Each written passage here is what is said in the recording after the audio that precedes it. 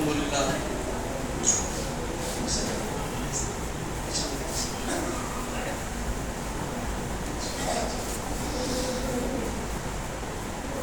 আশা করি আপনারা সকলে আল্লাহর মেহেরবানিতে ভালো আছেন। আপনাদেরকে দ্বিতীয়বার দেখে আমার মনটা একটু শান্ত হলো যে এতজন মানুষকে আমি একসাথে দেখতে পেলাম।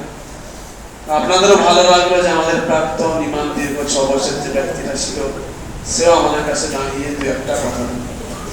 তো সর্বোপরি আমরা আল্লাহর দরবারে শুকরিয়া আদায় করি যে আল্লাহ তাবারক ওয়া তাআলা এই পবিত্র মাহে রমজানুল মুবারকের রোজার পরে শ্রেষ্ঠ আমল হলো তারাবি নামাজ। আমরা যে যতটা পেরেছি সারা মাস ধরে এসে হাফেজদের মুখ থেকে মূল্যবান কোরআন শরীফ দিয়ে তারাবি নামাজ শুনেছি। আজ তার কোরআন কারীমের 30 পারার সমাপ্তি শেষ তারাবি আজকে হাফেজরা আপনাদের সামনে পড়ে শোনালেন। দীর্ঘ 1 মাস ধরে যে স্রোত বয়ে যাচ্ছিল সমুদ্রের উপর দিকে পার হচ্ছিল ধারাবাহিকভাবে, পবিত্র কোরআন একটা মহান গ্রন্থ এবং মহাসৌধ, এর গভীরতা শেষ নাই। তো আল্লাহ পাক সে কোরআনে কারীমের 6666টা আয়াত হাফেজদের মুখ থেকে মূল্যবান ভাবে শ্রবণ করা আল্লাহ পাক তৌফিক দিয়েছেন এবং আমাদের সকলকে শেষ তারাবিতে এসে এতগুলো মানুষকে আল্লাহ পাক সুযোগ করে দিয়েছেন। সে মহান স্রষ্টার দরবারে আমরা সকলে একটু অন্তরে অন্তঃস্থল থেকে বলি আলহামদুলিল্লাহ।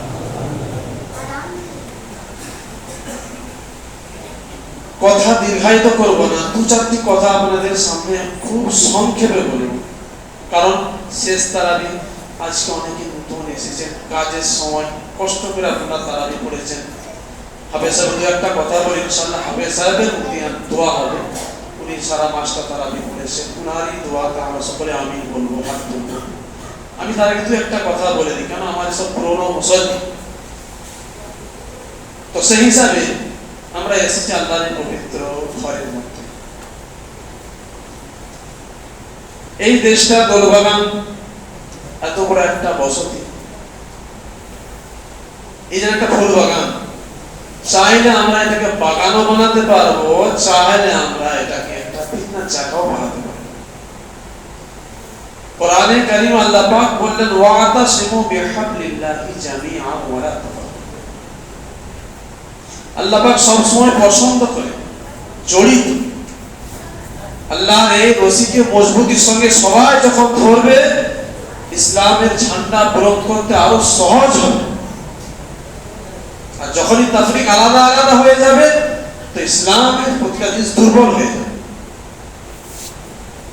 ওই জন্য আমরা দেশের মানুষ, আমরা যদি আল্লাহর পবিত্র ঘরটাকে একটু নিজের মনে করে, একটু ভালোবেসে, একটু ইবাদতের মনে করে, যদি আমরা সবাই একে অপরের ভেদাভেদ ভুলেছি, এই পবিত্র ঘরটাকে আমরা একত্রিত হয়ে, একত্রবদ্ধ হয়ে আল্লাহর পবিত্র ঘরের জন্য সর্বদিক থেকে যেভাবে সাহায্যের হাত বাড়িয়েছিলাম এবং মসজিদটাকে একটা শ্রেষ্ঠ জায়গা মনে করে দান করে শান্তি পেতাম, আমি চাইবো সেভাবেই যেন এই মসজিদটা দান অঢেলভাবে হতে থাকে এবং মসজিদের কাজ সার্বিকভাবে প্রকাশ্যভাবে হয়ে উন্নয়ন যেন দাঁড়িয়ে থাকে।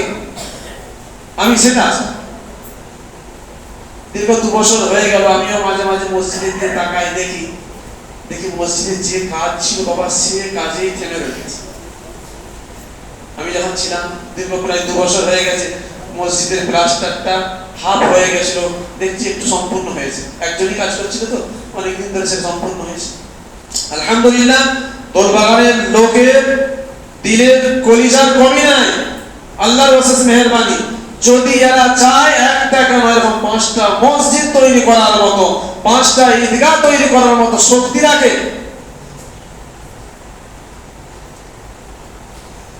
অর্থওয়ালা হলে সবকিছু হয়ে যায় তা নয়।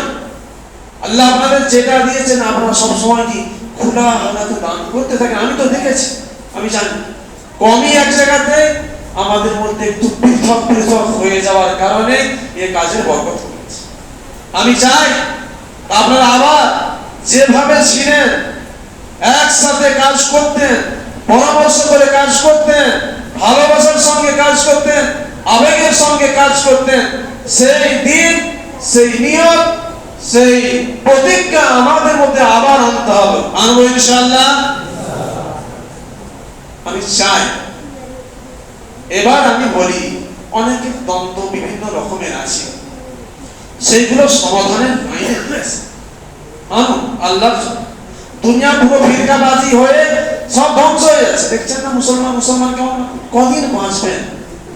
আমলটা যদি একটু করছেন, একটু প্রসেসটা যেন ভালো। দীর্ঘায়িত কথা করব না।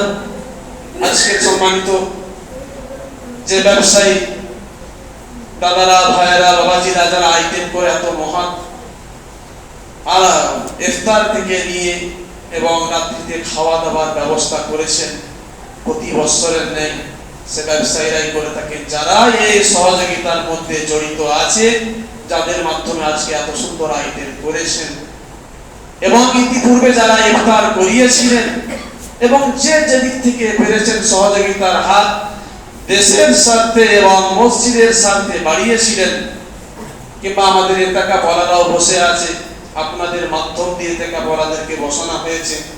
আলহামদুলিল্লাহ, তাদের সর্ব রকমের সহযোগিতার হাত আপনাদের উপর আছে। তারাও একটা এটাকে বসেছেন মহান আমলের জন্য। আল্লাহ পাক যেন তার সাথে সাথে খতমে তারাবিকে আমাদের সকলের জন্য আল্লাহ পাক কবুল করেন, সকলকে নাজাতের জারিয়া বানিয়ে দেন। সমস্ত মানুষের দানগুলো আল্লাহ পাক যেন কবুল করে, সমস্ত মানুষকে আল্লাহ পাক যেন মুমিন হিসাবে কবুল করে জান্নাতের পথের প্রতীক হতে পারে। বলুন আমিন। আমি হাফেজ সাহেবকে মাইক ছেড়ে দেবো, কেন শেষ দিন, আজকে দীর্ঘায়িত করা ভালো নয়। দ্বিতীয় কথা হলো, আমাদের মুয়াজ্জিন স্যার বলছিলেন, আমি যেহেতু পুরানো মানুষ, একটু আমাকে ইশারা করে দিয়েছেন, তবে বলার আমি সাহস পাচ্ছি, হয়তো আপনারা এখন বুঝতে পারেননি। এই যে আমাদের ঈদের নামাজ হয়, সেটা হয়তো 29টা রোজা যদি হয়ে যায়, তার শুক্রবার দিন হয়তো আমাদের আলোচনার একটা জায়গা যেটা থাকে সেটা থাকবে। এতজন মানুষ বসে আছেন, তবে সেই হিসাবে ঈদের নামাজ খুব বেশি দেরিতেও না হয়ে যায়, খুব বেশি তাড়াতাড়িও না হয়ে যায়। এই জন্য যে এখান থেকে একটু আমরা একটা হালকাভাবে আলোচনা করে নিই, সেটা আর একটু মনে হচ্ছে ভালো হতো। কেন এত মানুষকে তো আর জুমার দিন ছাড়া তো আর পাওয়া যায় না। তো সেই হিসাবে যদি 29টা রোজা ঈদ হয়ে যায়, তাহলে শুক্রবার দিন তাহলে আমাদের ঈদের দিন হচ্ছে নাকি, তাহলে আমরা তো আলোচনার সেই সুযোগটা পেলাম। যেহেতু বলছিল, তাহলে আজকে আলোচনা করলে একটু ভালো হবে নাকি গো? আচ্ছা, তাহলে আমরা বলি কোন সময়টা খুব বেশি দেরিও না হয়ে যায়।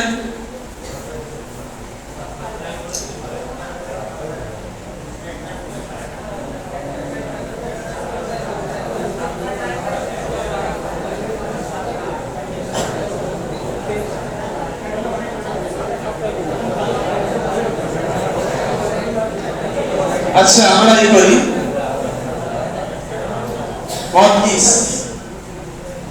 সাতটার আগে করা যাবে, অনেক সকাল হয়ে যাবে। যদি করা যায় তো 7টা না হয় 7:30, এই দুটোর মধ্যে রাখতে হবে।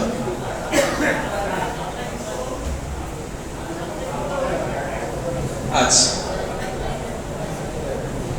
আচ্ছা, 7টা হলে তো সকাল হয়ে যাবে। আমি বলি কি, 7টায় পৌঁছে যাবেন, 7:30টাতে ঈদের নামাজ অনুষ্ঠিত হবে। এটা করলেও ভালো হতে পারে, নাকি একটু আগিয়ে দেবো?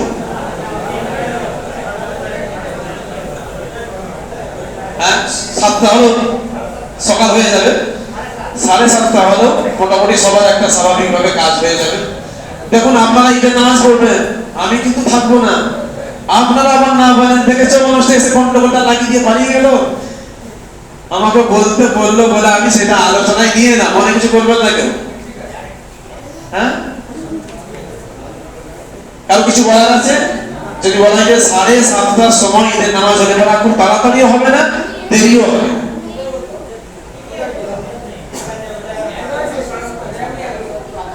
আচ্ছা, আলোচনার মাধ্যমে যদি কারো বলার থাকে বলুন, যে একটু দেরি হয়ে যাচ্ছে, সেটাও ভাবা যাবে।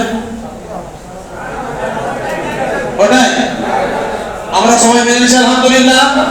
7:30টায় ঠিক টাইমে ঈদের নামাজ ঈদগাহে অনুষ্ঠিত হবে, বলো ইনশাআল্লাহ। আল্লাহ পাক আমাদের কবুল করুন, বলুন আমিন।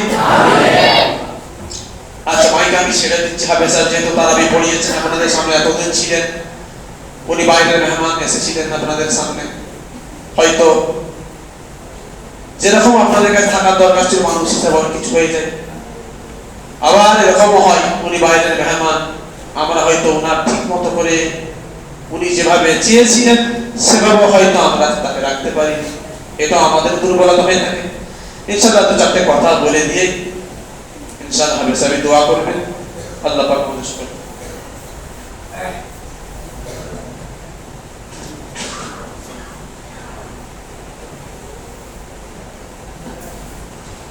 السلام عليكم ورحمة الله وبركاته. الحمد لله رب العالمين والصلاة والسلام على سيدنا محمد وعلى آله وصحبه أجمعين. أما بعد. সর্বপ্রথম আল্লাহ তাআলার প্রশংসা এবং শুকরিয়া যে আল্লাহ রাব্বুল আলামিন আমাদের সকলকে এই দিনটা দেখার তৌফিক দান করেছেন। এই রমজান মাস অনেকে দোয়া করেও পায় না, কিন্তু আমাদের মতো দুর্ভাগ্য গুনাহগার বান্দা এই রমজান মাসটা পেয়েছে, আল্লাহর কাছে লাখ লাখ শুকরিয়া, শুকর বলি আলহামদুলিল্লাহ। তারপরে সেই মহানবী মুহাম্মদ রাসূলুল্লাহ সাল্লাল্লাহু আলাইহি ওয়াসাল্লাম যেনার রহমত ও বরকত না হলে আমরা ঈমান নামক জিনিসটা আমরা পাইতাম না। সেই নবীর উপরে আমরা দরুদ পাঠ করি, সকলেই বলি সাল্লাল্লাহু আলাইহি ওয়াসাল্লাম। কথা বেশি লম্বা করবো না। আজ যেহেতু আমাদের নামাজের আগে ঝড় বৃষ্টির জন্য নামাজের মধ্যেও তাখির হয়ে গিয়েছে, দেরি হয়ে গিয়েছে, তো তার জন্য সংক্ষিপ্ত আলোচনা, যেটা আমি প্রতি বছর তারাবি শেষ করার পরে একদম খাতমে তারাবির পরে আমি মুসল্লিদের দিকে লক্ষ্য করে আমি যে কথাগুলো রাখি সেটা আমি আজ আপনাদের সম্মুখেও বলতে চলেছি। আল্লাহ তাআলার লাখ লাখ শুকরিয়া যে আজ 27 নম্বর তারাবি পরিপূর্ণ হলো। যারা এই তারাবির মধ্যে অংশগ্রহণ করেছেন শুরু থেকে শেষ পর্যন্ত, তাদের তো সওয়াব ও নেকি, তাদের তো আর কি মানে তুলনাই নাই। তো বারহাল এই তারাবির মধ্যে যে পরিপূর্ণ 30টা পারা পড়া, এটা কোনো মুখের কথা নয়, এটা কোনো সহজ বিষয় নয় যে কোরআনটা কেউ বিনা ভুলে শুদ্ধভাবে পরিপূর্ণ করে দিবে। তো আলহামদুলিল্লাহ, যারাই দুনিয়াতে হাফিজ সাহেবরা হন আর কি, আমাদের ভারতে বলেন কিংবা বাইরের দেশে বলেন, সকলের ক্ষেত্রে এটা হয় যে নামাজের মধ্যে তাদের ভুল ভ্রান্তি হয়েই থাকে। মানুষ ভুলের সাথে যুক্ত। আল ইনসানু মুরাক্কাবুম মিনাল খাতাই ওয়ান নিসিয়ান। মানুষ ভুল এবং নিজে থেকে ইচ্ছাকৃতভাবে ভুল এবং ভুলে যাওয়া নিজে থেকে, এই দুইটার সাথে যুক্ত আছে। ভুল ছাড়া মানুষের সৃষ্টি নাই, ভুল মানুষের দ্বারা হবেই। তো এই কোরআন পড়তে গিয়ে হয়তো আমারও ভুল হয়েছে, আমি যতটুকু এর হক আদায় করার হয়তো ছিল সেইভাবে হয়তো পারি না, কিন্তু আলহামদুলিল্লাহ, শুকর আলহামদুলিল্লাহ, আল্লাহ তাআলা যতটুকু আমার জ্ঞান দিয়েছে আমি পরিপূর্ণ আদায় করার চেষ্টা করেছি। আমি এর নিয়মটা জানি আলহামদুলিল্লাহ। যদি ভুল যাই তাহলে কেমন ভাবে সেটাকে সংশোধন করতে হয়, আর যদি তার মধ্যে ভুল যায় কিংবা অর্থ যদি না পাল্টায়, নামাজ যদি ঠিক হয়ে যায়, তাহলে সেটা যদি না ঘুরিয়ে যদি সঠিক হয়ে যায় তাহলে সেটারও কি নিয়ম সেটা আলহামদুলিল্লাহ জানি। তো আমার দ্বারা যতটুকু দুর্বলতা এবং কমতি রয়ে গিয়েছিল আলহামদুলিল্লাহ আমি সেটা পূরণ করে দিয়েছি আমার তরফ থেকে। এবার আল্লাহ তাআলা মাফ করেনেওয়ালা, আল্লাহ তাআলা আমাকে এবং আমাদের সকলকে মাফ করে দিক। যেহেতু আমরা এই তারাবিতে যতটুকু হক ছিল আমরা হয়তো আদায় করতে পারি নাই, তো এই মহান একটা কোরআন, যে কোরআন বলা হয়েছে পাহাড়ের উপরে নাজিল করলে পাহাড় পর্যন্ত চূর্ণ চূর্ণ হয়ে যাইতো, যে আমাদের মহানবী সাল্লাল্লাহু আলাইহি ওয়াসাল্লাম যেনাকে বলা হইতো যে উনি জান্নাতের 40 ব্যক্তির সমান গায়ে শক্তি রাখে, আর জান্নাতের ব্যক্তি এক একজনের লম্বা হবে 60 ফুট, তাহলে তাদের গায়ে শক্তি কতটা হবে ভাবেন। 40 জনের শক্তি সমান সমান আমাদের নবীজির গায়ের শক্তি। তো আমাদের নবীজির গায়ের শক্তি হিসেবে আপনি অনুমান করতে পারতেছেন।